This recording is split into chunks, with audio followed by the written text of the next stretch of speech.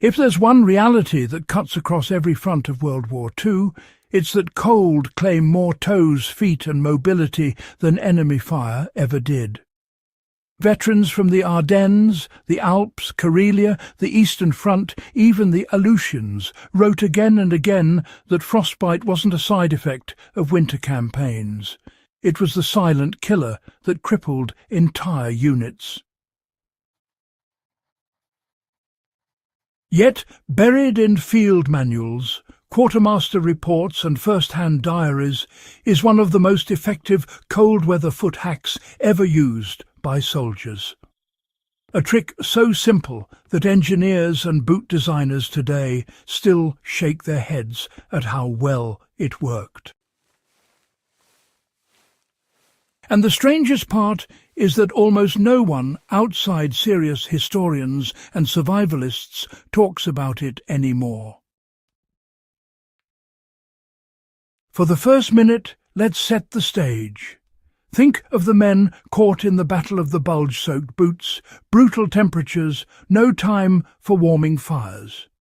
Think of Soviet units in the early winter of 41, where thousands collapsed from frozen feet before ever seeing combat.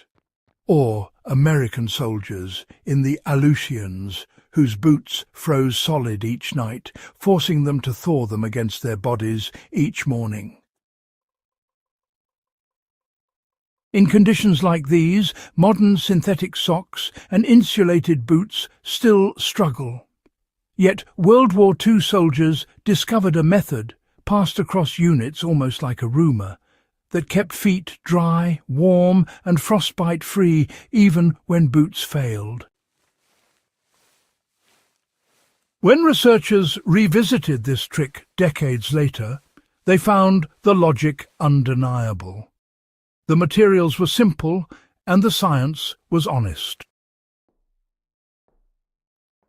The method insulated feet from moisture, slowed heat loss and created a microenvironment inside the boot that stayed warm even when the leather shell was nearly frozen stiff. So the method worked because soldiers separated their feet from the boot using a vapor barrier that trapped heat and, redirected moisture away from the skin. The method worked because soldiers separated their feet from the boot using a vapor barrier that trapped heat and redirected moisture away from the skin. This wasn't the heavy rubber or plastic you might think of today. Instead, the most effective version used by multiple armies involved a thin, flexible layer placed directly over the sock. In the American forces, some units used waxed paper rations wrappers. In the Finnish and Soviet armies, men relied on thin birch bark sheets softened by hand. Even British troops in North Africa later adopted a similar trick, using oilskin scrap. The purpose was identical in every version: block perspiration from soaking the insulation. Because once socks get damp, even just a bit, your feet lose heat 25 times faster. Most frostbite cases didn't come from poor insulation. They came from wet insulation. Right, so to apply the method, a soldier would first put on a dry wool sock. Over that, he'd wrap a thin moisture barrier layer. Then a second wool sock went over the barrier. It's a simple process, but it made all the difference out there. This created 3 zones: warmth near the foot, a shield keeping moisture contained, and an outer sock absorbing the minimal perspiration that escaped. It's clever, really, how each layer had its own job. The result was astonishingly effective. Soldiers reported warm feet in temperatures that normally stiffened boots into wooden blocks. Diaries from Finnish Winter War veterans Well, they describe marching for 10 hours at -20 without cold-related numbness. Quite remarkable, honestly. American soldiers in the Aleutians noted that even when the outer sock froze, the inner sock remained warm and dry. This technique is still practical today and can be replicated with simple, accessible materials. The modern equivalent of the vapor barrier is a thin polyethylene or nylon bread bag, the same kind used in cold weather backpacking.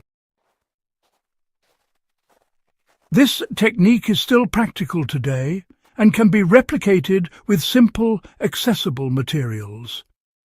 The modern equivalent of the vapor barrier is a thin polyethylene or nylon bread bag, the same kind used in cold weather backpacking. But to recreate the World War II simplicity and durability, lightly oiled cotton, wax paper, or even a thin layer of beeswax rubbed muslin works surprisingly well. The key is keeping the barrier thin. If it's too thick, it traps too much moisture and becomes uncomfortable. Too thin, and it tears inside the boot. To follow the historical approach step by step, start with a medium-weight wool sock. Apply the vapor barrier layer over it, making sure it fits smoothly without bunching. Then pull a heavy outer wool sock on top. Slide your foot into the boot. After several hours of walking or standing, remove the outer sock and vapor barrier. The inner sock will be warm and dry. Replace the barrier and outer sock if you plan to continue. Even during sub-zero conditions, this system keeps feet functioning. The reason this method outperformed even specialized winter boots is because it controlled the one variable soldiers consistently underestimated: foot sweat. Now, let's take a closer look at the science behind dryness and why it mattered so much to the men on the march. You see, keeping dry wasn't just about comfort. No, it was a matter of survival, affecting everything from morale to the effectiveness of their gear. Over the years, armies learned, sometimes the hard way, that even the smallest details like moisture management could make all the difference. So, as we wrap up, remember, behind every dry foot was a bit of science, a dash of ingenuity, and a whole lot of determination. A marching soldier produces as much as a quarter cup of moisture per foot every day. It's quite a lot when you think about it, and it really adds up over time. Without a barrier, that sweat saturates wool, leather, felt, and even modern synthetics. And well, once the insulation's wet, it just can't keep you warm anymore. Researchers studying World War II frostbite cases found that the most severe injuries happened in boots that were well insulated but wet. Conversely, soldiers who used primitive barriers, ration wrappers, birch bark, oiled cloth, had drastically reduced frostbite rates. One Soviet medic wrote that the men who used birch bark liners had warm feet even when boots were full of snow. British soldiers in Norway wrote that their feet stayed warm in a boot that should have frozen them solid. This wasn't superstition. It was physiology. Dry wool traps heat. Wet wool bleeds heat. The vapor barrier trick protected the insulating layers by preventing dampness from ever reaching them. Boots could freeze on the outside, but the soldier's foot no longer had direct contact with the cold mass. For anyone practicing bushcraft, winter trekking, or long days in cold weather, this forgotten World War II trick remains one of the most reliable ways to keep feet functional. You can apply it while hunting, during cold weather survival training, or even while working in snow or muddy conditions. The materials are simple, field repairable, and historically accurate. And unlike bulky insulated boots, this method works inside any footwear, making it useful even for emergency kits. The method survived World War II because it worked, then faded from common knowledge because synthetic materials overshadowed old fieldcraft. But the science behind it never stopped being true. For survivalists, historians, and anyone who takes cold seriously, this lost technique still protects the one part of the body you can't afford to lose in winter: your feet.